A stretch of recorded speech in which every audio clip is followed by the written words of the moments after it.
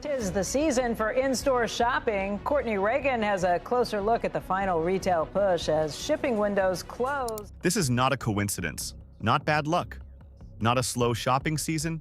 It is a full-blown consumer revolt, and it is hitting grocery chains exactly where it actually hurts, the wallet. Today we count down 8 grocery chains getting boycotted right now, exactly why shoppers walked, and how many dollars it cost each company. Number 1 lost more value than some entire supermarket chains are even worth combined. Grab your tote bag. Let us break down exactly what each one did and exactly what it cost them. Number 8. Dollar General. In Atlanta, Georgia, in May of 2025, a pastor picked up a microphone and declared war on Dollar General. Reverend Jamal Bryant had just wrapped a 40-day boycott of Target that finally ended weeks earlier. He turned his focus straight to a discount chain running over 20,000 stores nationwide.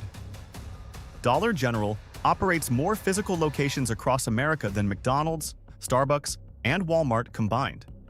Many of those stores sit in black and rural neighborhoods with almost no other grocery option for miles around. Dollar General quietly rolled back its own diversity programs, the same move half of corporate America made that winter. Bryant did not call for empty parking lots this time. He called for something sharper instead. He organized what he described as an electronic siege, flooding Dollar General's phone lines, inboxes, and social media accounts nationwide. "We're asking for a full revisitation of their DEI policies," Bryant said during a press conference announcing the campaign. "We want real partnership with black farmers and black-owned vendors," he continued, laying out specific demands. "Dollar General is profiting from communities it refuses to support," he added, without softening a single word. "You shopped there because it was the only store in your entire town."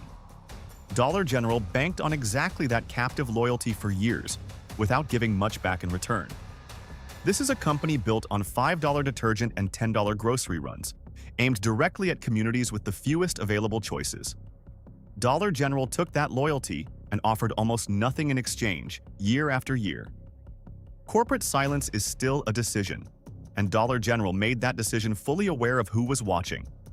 The company has not announced any meaningful reversal of its diversity rollback since the campaign first launched. Meanwhile, shoppers in rural counties keep driving the same 15 minutes to the same discount aisle, because there is genuinely nowhere else nearby to go. That captive audience is exactly why Dollar General assumed it could get away with total silence. Executives calculated that rural shoppers had no real alternative, so the backlash would eventually fade on its own. Millions of angry phone calls later, we will eventually see if that particular bet actually pays off. Dollar General has also faced separate wage and safety complaints from workers inside its own distribution centers. Federal regulators have cited individual store locations for blocked fire exits and cluttered emergency aisles more than once. None of that comes cheap for a chain built entirely around razor-thin margins and rock-bottom prices. A single federal safety fine at one location ran past $100,000, pocket change for a company this size. You keep shopping there for convenience. Dollar General keeps counting on that convenience covering every other complaint. The chain operates roughly 20,000 locations, more than double the store count of its 2 closest discount competitors combined. That scale is exactly why a national boycott campaign takes real time to actually register on a quarterly earnings call. Bryant's coalition has said the campaign continues until Dollar General publicly commits to specific, measurable investment goals. Vague promises will not end this one. Only real numbers will. Rural shoppers have told local reporters they want to support the boycott, but genuinely have nowhere else nearby to buy groceries. That tension is exactly the leverage Dollar General has quietly counted on for years. Up next, a grocery chain where the boycott is not coming from customers at all. It is coming from the people ringing up your groceries. Number 7. Trader Joe's. Trader Joe's spends serious money building a friendly neighborhood Hawaiian shirt image. Behind that cheerful image sits Aldi Nord, the German grocery giant that actually owns the entire company. In Oakland, California, workers voted to unionize by a wide margin back in April of 2023. Federal labor prosecutors later alleged that a store manager called those unionizing workers a gang. The National Labor Relations Board filed a formal complaint over that comment and the surrounding conduct. Workers in Hadley, Massachusetts became the very first Trader Joe's location to unionize back in 2022. 3 years later, that same store still does not have a single signed contract with the company. Aldi Nord hired Littler Mendelsohn, a law firm built specifically around keeping unions out of workplaces entirely. The union's founding president at Hadley was fired on May Day of 2025 after 10 full years with the company. A separate worker with a chronic medical condition was pushed out, then reinstated with back pay only after public pressure mounted. Crew members have described management targeting employees with minor write-ups simply for trading shifts among themselves. You pay premium prices for mango chunks, cookie butter, and $2 bottles of wine. Trader Joe's turns around and spends that same money fighting the very people who stock those shelves every morning. Trader Joe's United eventually stopped using the word boycott altogether. They started calling it a customer strike instead. Organizers argue a scattered boycott barely dents corporate revenue, but a coordinated strike sends a message nobody can ignore. To be effective, our union needs to tell Trader Joe's how many customers are with us, one organizer wrote publicly. The message underneath all of it stays the same either way. Stop quietly funding a fight against your own cashier. A separate report published in January of 2025 detailed harassment and safety complaints left unaddressed at multiple locations. Some crew members said management ignored concerns for months, especially complaints raised by queer employees during the union drive. Trader Joe's has not publicly disputed the specifics of that reporting in any meaningful detail. For a company built on customer service and a cheerful in-store vibe, the silence stands out sharply. Trader Joe's runs over 500 stores and employs more than 50,000 crew members nationwide. Only a small handful of those stores have actually unionized so far, which tells you exactly how hard the company has fought back. A neighborhood vibe only stretches so far once workers start comparing notes across state lines. Coming up, a merger so badly designed that 2 separate courts killed it, and shoppers are still paying for the fallout today. If watching one company quietly control your grocery store, your smart speaker, and your streaming service all at once makes your blood boil, hit that subscribe button right now because we track corporate greed every single week. Done? Good. Number 6. Albertsons. Albertsons tried to spend $24.6 billion buying its biggest direct rival, Kroger. 2 separate federal courts said absolutely not to that deal.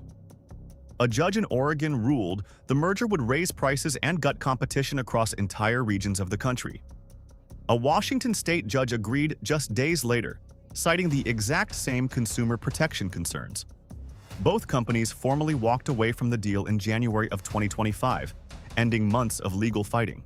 Albertsons carries its own private equity history worth remembering here.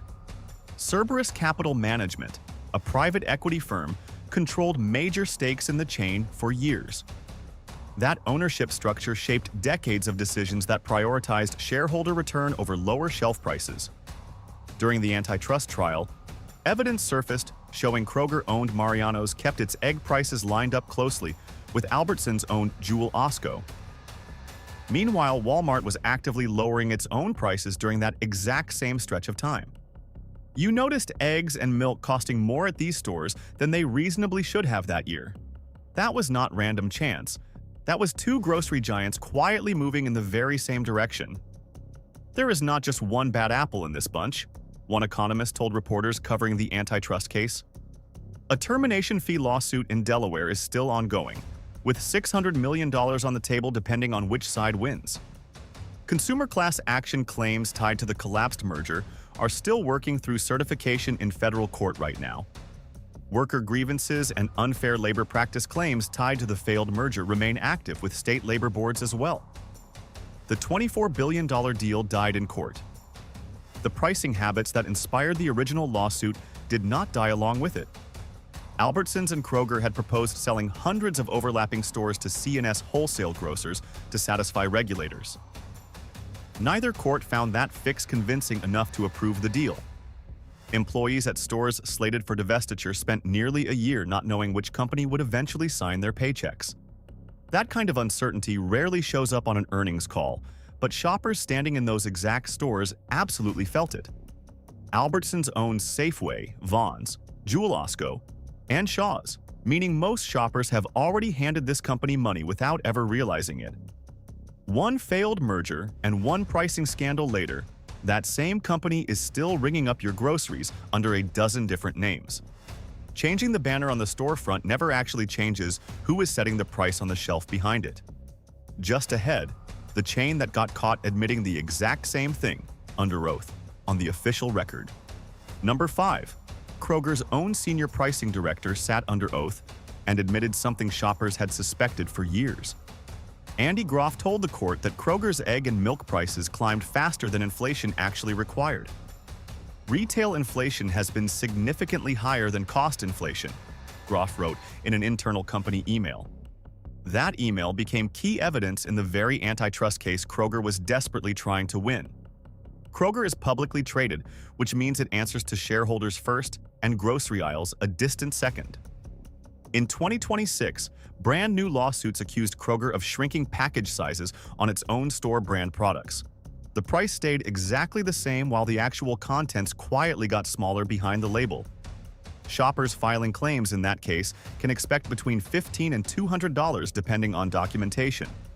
Kroger also faces ongoing litigation tied to a 2024 pharmacy data breach, affecting millions of customer records. Separate billing complaints allege customers were overcharged at Kroger-owned pharmacy counters for routine prescriptions. You paid full price for a box that quietly lost weight without a single word of warning on the label. A Kroger spokesperson called the pricing testimony cherry-picked and insisted it does not reflect actual company practice. Kroger describes its own strategy as a decades-long commitment to lowering prices for everyday shoppers. Shoppers reading the actual court transcripts are calling that description something else entirely. Kroger recently settled a separate federal case tied to refrigeration and environmental violations at several store locations nationwide. Kroger has also weathered repeated worker strikes and picket lines tied to staffing levels and self-checkout expansion.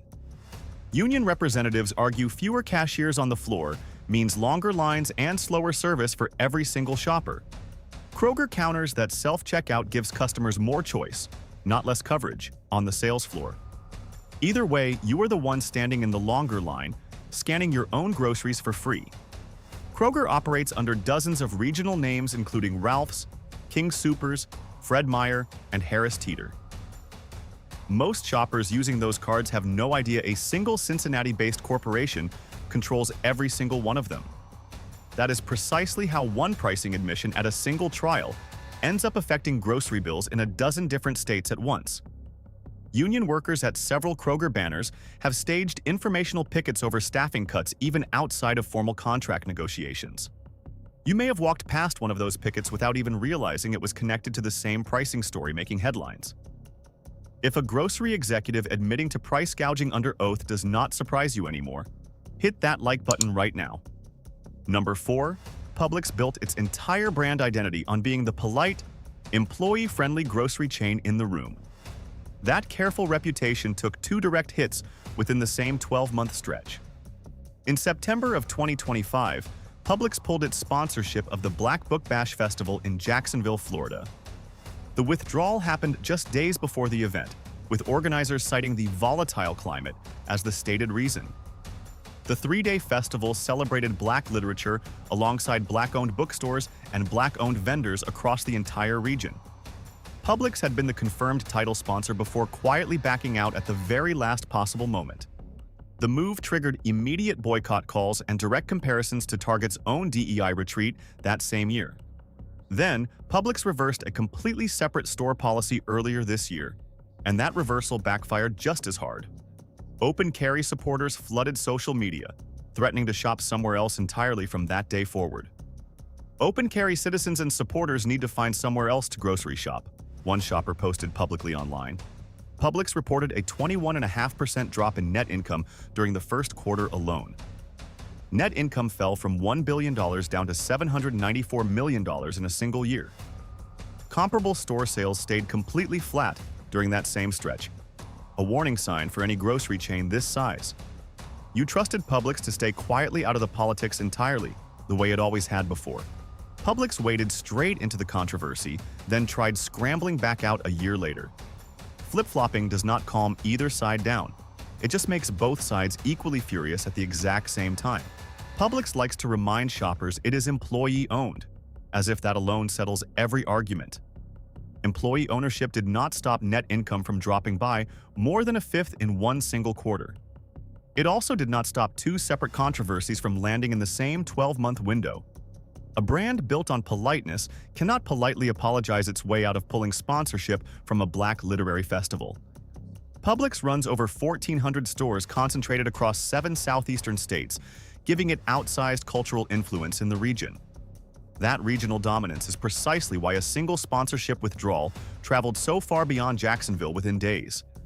Neighbors talk to neighbors across state lines when a company that size fumbles a decision this publicly.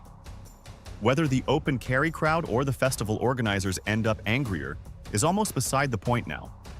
Publix somehow managed to upset both sides of an argument in the very same fiscal year. Just ahead, the chain where the boycott started as a single symbolic day and never actually stopped since. Number 3. Amazon and Whole Foods. Whole Foods charges premium prices under a friendly, organic farmers market kind of logo. Behind that logo sits Amazon, run by one of the wealthiest men currently alive on the entire planet. The People's Union USA organized a full week-long boycott of Amazon's entire ecosystem back in March of 2025. That meant Whole Foods, Amazon Alexa, Prime Video, Ring, Twitch, IMDb, and Zappos, all targeted at once. Founder John Schwartz called it a calculated strike, aimed directly at Amazon's own quarterly sales numbers. Amazon had already scaled back its own diversity programs the same month as Target and Walmart did. You shop at Whole Foods assuming it operates entirely separately from the rest of Amazon's empire. It absolutely does not. Every avocado purchased there still funnels profits straight back to the same parent company. That parent company faces ongoing warehouse labor complaints stretching from New York all the way to Kentucky. Amazon warehouse workers in Staten Island voted to unionize years ago, and Amazon has fought that recognition ever since. Amazon posts billions in quarterly profit, while warehouse employees push for something as basic as reasonable break time. The boycott lasted exactly one single week. Whole Foods pricing stayed completely identical the entire time regardless. Organizers admit a single week rarely moves a trillion-dollar company's actual bottom line in any meaningful way. They argue the visibility itself is the real point, not any one single quarter's sales dip. Amazon issued a public statement highlighting its community investment and job creation numbers in direct response. Shoppers largely were not buying that framing, literally or figuratively, based on the online reaction. Coming up, the retail giant that got boycotted 3 separate times in a single year and still raised prices anyway. Workers at a Whole Foods location in Philadelphia unionized years ago, becoming the very first Whole Foods store to do so. Amazon has resisted extending that same recognition to additional locations ever since that initial vote. Meanwhile, Whole Foods keeps raising private label prices on items shoppers assumed were the budget-friendly option in the store. You walked in for affordable organic groceries.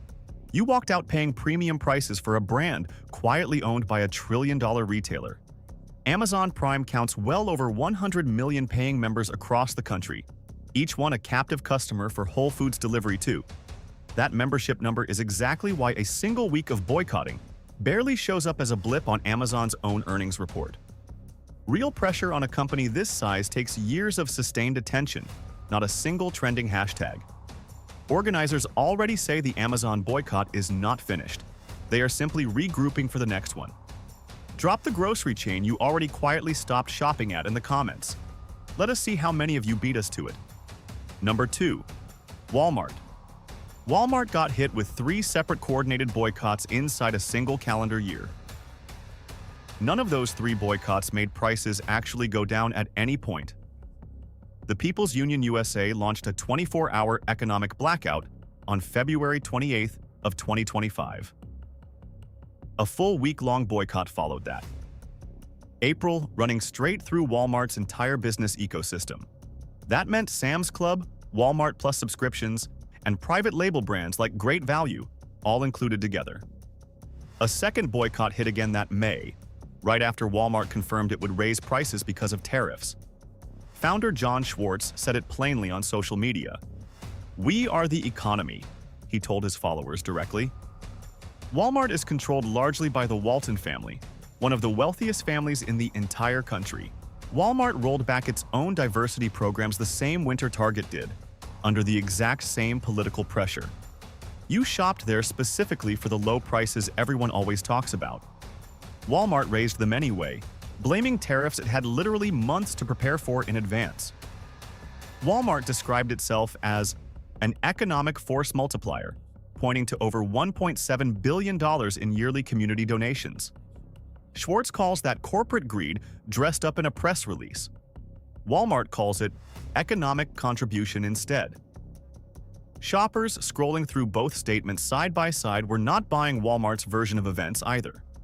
3 coordinated boycotts in one single year, and Walmart still posted record-breaking profit margins regardless. That is not resilience. That is a company correctly betting most shoppers forgive everything by next Tuesday. Small business owners near new Walmart locations have documented closures within a year or two of a store opening nearby. Local hardware stores, pharmacies, and family grocers routinely cite Walmart's arrival as the reason they finally shut their doors. Walmart argues it creates jobs and lowers prices for entire communities that badly need both. Communities living next to an empty Main Street storefront tend to see that argument a little differently. Walmart employs well over 1 million people across the United States, making it one of the largest private employers in the entire country. That scale means even 3 separate national boycotts still only reach a small fraction of its total weekly shopper base. Organizers know the math is not in their favor. They keep going anyway, betting that repetition eventually wins where a single event cannot. Just ahead, the chain where an actual pastor declared the company canceled, and the sales numbers actually backed him up. Number 1. Target lost more value in a single year than some entire grocery chains are worth combined. In January of 2025, Target ended its Racial Equity Action and Change program entirely. The move came weeks after a federal executive order gutted diversity programs across the entire government. Reverend Jamal Bryant launched a 40-day Target Fast boycott that following April with faith leaders nationwide. "Target is canceled," Bryant said flatly, "since they have betrayed and walked away from our community." Wall Street expected Target's sales to quietly bounce back within a quarter or two. They did not. Target's stock dropped over 40% within a single year of trading. Foot traffic fell 9% in February alone, then kept declining almost every single month afterward. Comparable sales dropped 2.6% for the entire fiscal year across every region. Net sales fell to $104.8 billion, missing Wall Street's own expectations entirely. CEO Brian Cornell stepped down from the role, ending an 11-year run at the company. Michael Fidelka took over, trying to calm an increasingly furious customer base almost overnight. Organizer Jailani Hussein stood outside Target's Minneapolis headquarters and said the traffic decline continued every single week. Reputation tracker RepTrack measured Target's rating falling into the weak and vulnerable range during the boycott's peak. You built loyalty toward Target across literal decades of ordinary shopping trips. Target spent every bit of that loyalty in one single January announcement. The boycott officially ended in March of 2026 after Target renewed its Black-owned business commitments publicly. Reputation experts say the actual damage outlasted the formal announcement, regardless of the ending. Some shoppers, by their own admission, simply never came back to the store at all. This is not really a story about one diversity policy, not about politics alone, not about a single press release. This is what happens when millions of people decide, all at once, that loyalty has to be earned every single year, not assumed forever. Target had pledged $2 billion in spending with Black-owned businesses back in 2021, well before any of this started. Boycott organizers pointed to that original pledge as the exact promise Target quietly walked away from. Analysts note Target's struggles started before the boycott, tied to pricing, service, and empty shelves in its own stores. Boycotts rarely move a company's entire bottom line. according to researchers who study consumer activism for a living. When boycotts do land, the target is usually a brand already sliding for completely unrelated reasons, and Target fits that description closely. Either way, the sales numbers, the foot traffic data, and the stock chart all point in the exact same direction. Target operates more than 1,800 stores across the country, each one relying on the exact loyalty this whole saga tested. A boycott that outlasts an entire calendar year is not noise.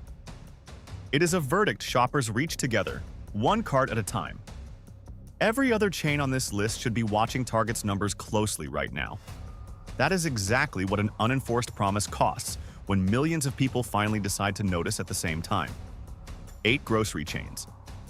8 boycotts. 8 companies that assumed you would keep showing up regardless. Some listened, most just waited for the news cycle to move on.